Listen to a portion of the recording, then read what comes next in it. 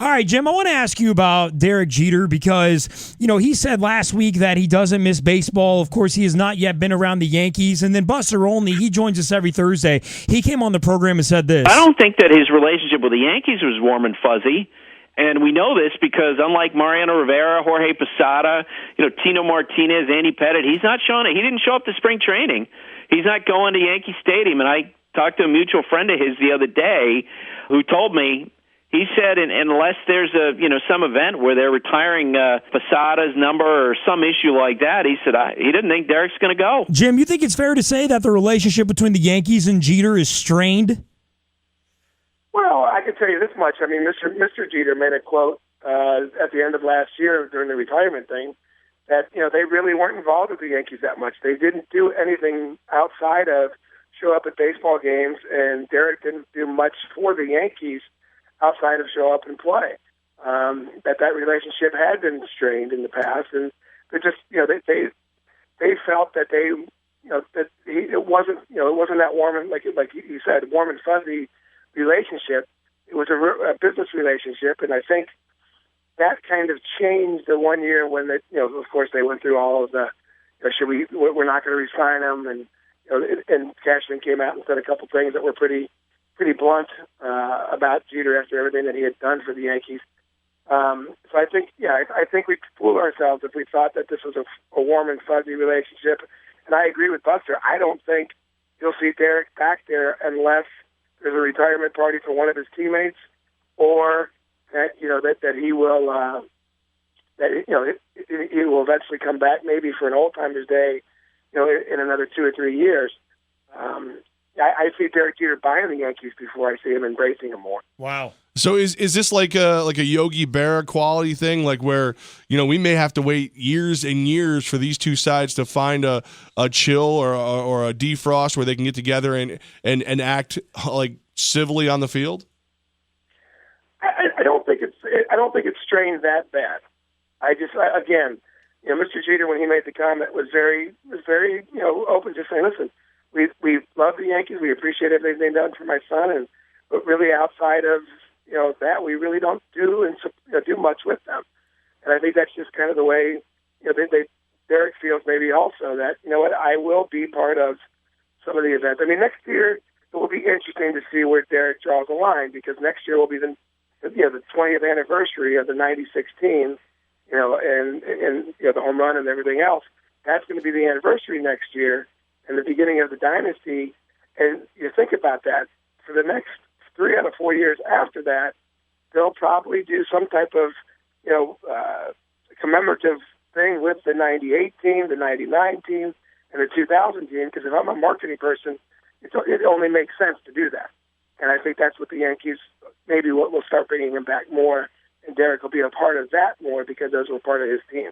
Former Yankees catcher Jim Leyritz with Armen Levack joins us every Wednesday at 5:15. Thanks to our friends at Red Wing Shoes, where just like the Yankees, excellence is a standard. Nathan Eovaldi last night got his first win, Jim. And not only that, he said after the game that he made a tweak. He is keeping his arm closer to his body now on his delivery so that he can have more control. It was noticeable. Jim, I always find it interesting, guys that have worked their way up to the bigs. It's not until the bigs that they have to tweak things and make changes. Is that kind of a common occurrence at the big league level? Well, I think besides being at the big league level, the change of coaches and the different pitching coaches you get, see different things. And I think, Larry Rothschild probably saw something in his delivery, and, this is his first year over there, and, they made some adjustments. I mean, that is the one thing I can tell you, playing on all the different teams that I did, with all the different coaches, all the different managers, all the different things, that there was something from each team that I made a little adjustment or might have changed that they saw that could make me a little bit better.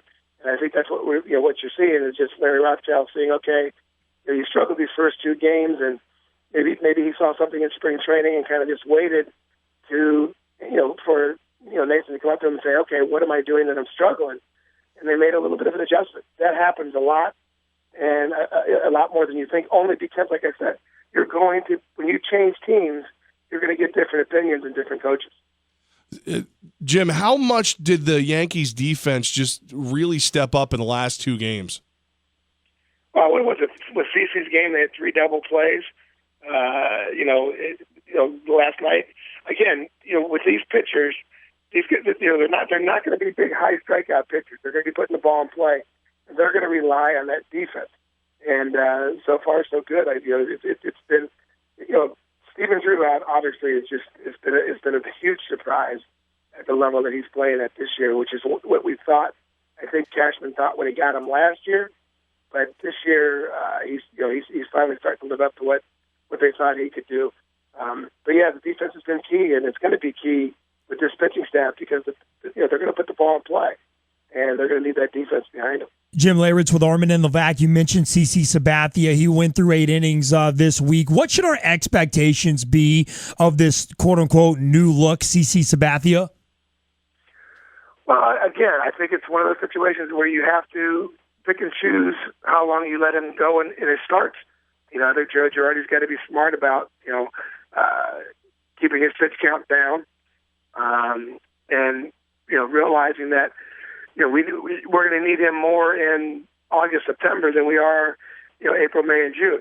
But I think again, when he lost that much weight, his mechanics changed a little bit. And anytime you lose that kind of weight, you have to relearn your body. You got to relearn your balance and everything else. And I think maybe it's taken him some time to get used to that, and hopefully, he's finding, his body's adjusting to that. He's able to stay healthy throughout the rest of the year. That's the only thing I worry about, is because you do change some things that your body's not used to, that you put some strain and stress on certain parts of your body that didn't have it before, and that's when the injuries start to occur. Now, speaking of, strain and stress on a slightly older body, A-Rod, he said, hey, man, it's only been a couple games. Pump the brakes. I'm not back yet. Girardi says he is back. Do you think A-Rod's back, and how long can he maintain it if he is? Well, I mean, that's the big question. I mean, with him being scrutinized and watched very closely and tested, I'm sure, is his body going to be able to withstand, you got to kind of wonder sometimes when a guy gets hot like this, or he's swinging the bat pretty well, you want to keep, putting him out there, but at the same time, you have to realize that, again, and Joe Girardi is very well aware that this is not a sprint, it's a marathon. But I think so far, I look at A-Rod and go, listen, if this guy can stay healthy and his body can stay fresh, he has the ability to do what he's doing. It's just a matter of we have to sit back and it's going to be a year-long process of watching how his body operates through between now and the end of the season when he's playing. I don't see him as a 150 game player, but at 125 or 130 games, will his body be able to hold up? Former catcher Jim Leyritz with Armen Levack on 104.5 The Team, your home for New York sports. Thanks to Red Wing Shoes. We're live from Center Street Pub in Schenectady. We asked Buster this question last week, Jim. Want to ask you, do the Yankees have an identity yet? No. I think it's going to take some time. It's going to take, again, I can remember I go back to 95. And in 1994, Mike Stanley, myself, a couple guys that they didn't really expect to do a lot. We put up some pretty good numbers, and then 95 came around, and everybody said, "Oh well, those are fluke. Those were just a fluke." I think that's what we're going to see with this team this year, is to see whether or not Chris Young, whether or not these guys can to share a bounce back. And I know he's got 4 home runs, but the guy's still hitting 200. So, but it's going to take those guys that were, the borderline guys that to have those maybe what you would think would be career years. What average underwear? Sorry, that was my bad. Keep going. that was the computer just popped up with an ad. Sorry. I was going to say, am I doing a commercial for underwear ads now? I guess so. I forgot to mention to you, we got Haynes in on this thing. Sorry about that. There you go. But anyway, so I think that's what it's going to be this year. It's really finding these guys like Young, like Stephen Drew, that we weren't sure what to expect, to have solid, good years, and that's what it's going to. I think that's where their identity is going to become. Is, are these guys going to be able to go out there day and night and be consistent and give this team a chance to win and put some runs on the board? for the pitching staff that, that if they're healthy, could keep them in every game that they pitch. Now, you mentioned Chris Young, and he was extremely inconsistent with the Mets. Since he's been a member of the Yankees, he's shown some serious promise. And this year in particular, especially last night, I mean, the guy's a triple away from the cycle. How do you get that rebirth? I heard you say earlier that, each team you learn something, but to go so far and still be in the same city, how does Chris Young get that done? We know what it is. It's when you get released like he did from the Mets, and then you get to the Yankees, and you're kind of looked at like, oh, okay, he'll be a good part-time player. That weighs on your ego a little bit. And Chris Young, I've met him, and he's a great guy, but he thinks he wants to be that everyday player. And trust me, I know how that feels. And when you have that extra incentive that says, okay, you know what, we're not going to expect much of you. You're going to be our fourth outfielder this year. I mean, that's all they talked about in spring training, that he's a fourth outfielder. He's a fourth outfielder. You know what? That kind of, as much as you're like, okay, at least I got a job on the team, I want to play more. I want to play every day. I want an opportunity. That weighs on your ego a little bit, and I think that's what keeps him motivated, that he does not want to be that fourth outfielder. He wants to be part of that everyday team.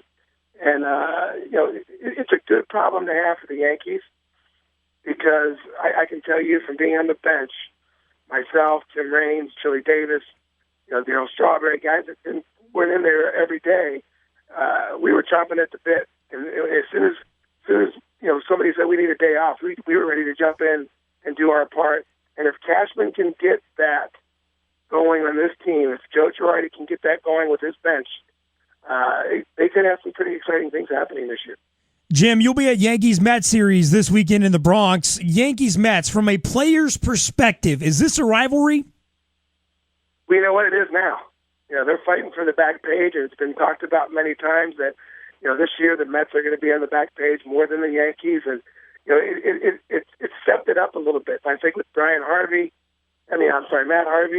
I think it's really, there's a personality over on the Mets now. They got a little swagger.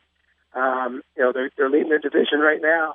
I think this weekend is going to be interesting. I think it's going to be a lot more exciting than it has been in the past, because I think for the first time, these two teams, or at least the Mets, feel like they're on an even ground as far as their talent and what they could possibly do in their division this year, as well as the Yankees are. So I think it's going to increase the rivalry, the rivalry even a little bit more. Now, who's got more pressure? Big brother Yankees, who are trying to hold the mantle, or little brother Mets, who are trying to steal the title away from the Yankees? It's always the big brother. Always the big brother. The Yankees always have that target. They always have that on their back, because again they've dominated it for so long. The Mets come in there with really with nothing to lose, and again a young team, and without David Wright, unfortunately, I think for the Mets. But without him, their team is still strong, and they're built on their pitching. And we'll see this weekend. I mean, everybody questioned the Yankees, who they were playing, what the start that they got off to. And then we'll see what happens in Detroit. Well, they're 1-1 in Detroit right now with Warren going up against Price tonight. So, we'll see what happens there. But I think, again, this weekend, it's going to be a lot more intense than it has been in the years past, because they're both fighting, and I think they'll be fighting the whole year for the back page in New York. Jim Leyritz with Armen Levack. Jim, Kevin Plawecki last night for the Mets, 2 for 4, 2 runs scored. A great game in his first game up from AAA, and this is a team, the Mets, that have won 9 in a row. They're finding a way to win through these injuries. When you look at what Plawecki did, supposed to be the future of the organization. How difficult is it to do that in your first game up from the minors? Well, it's one of those things where you're getting that opportunity. You have to take advantage of it. He's getting a huge opportunity now. And I was watching last night, and I think it was Intentional Talk with Millar and them, and they had Michael Kadire on it. Kadire was talking about Plawecki and talking about what they expected and what, he met him during spring training, and the kid was, first of all, a specimen as far as the athlete goes, but also just, had a solid head on himself as far as catching goes and being able to handle a pitching staff. So I think, again, we all look at a kid getting called up like, oh, this has got to be a huge, adjustment for him. But really, he was in spring training. He had an opportunity to get along, to meet these guys. And I can tell you, in 1990, being in spring training with the Yankees, not starting the season at AAA, and then getting caught up to the big leagues, because I knew the Steve Saxes, the Dave LaPointes, and the guys that were already on the team, it made it a lot easier. And I knew when I got called up, okay, here's your chance. I was in the lineup the first night. You know what? You better get out there and show what you can do. And exactly, that's last night. He comes in there and he gets his opportunity, and he has a great game. And now it's like, okay, now I can exhale, and now I can really concentrate and really try to put together a solid 2 or 3 weeks, however long I have, that they're going to give me this opportunity. Jim Leyritz, former Yankees catcher, joins us every Wednesday at 5:15 thanks to Red Wing Shoes in Clifton Park. Visit them at cliftonpark.redwingshoesstore.com. Jim, you're going to be at Yankees Mets this weekend. Enjoy it, and if things don't work out the Pinstripes way, we know who to blame. That's all I'm saying. You know what I mean? There you go. Jim, have fun, baby. We'll talk to you next week. All right, good talking to you. We'll talk to you then.